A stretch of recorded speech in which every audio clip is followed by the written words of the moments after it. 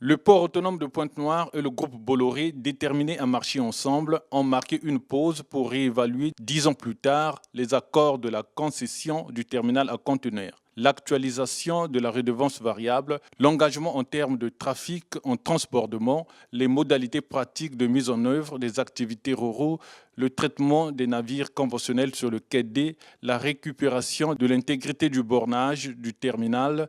Les engagements en termes d'investissement concessionnaire et du concédant sont entre autres points examinés au cours de cette réunion tenue le 10 avril 2019. Le directeur général du port autonome de Pointe-Noire a insisté sur le respect des clauses de ce partenariat public-privé. Le partenariat entre public et privé doit être le fruit d'un dialogue fluide et constructif, basé sur la confiance, la recherche du compromis et non la confrontation permanente.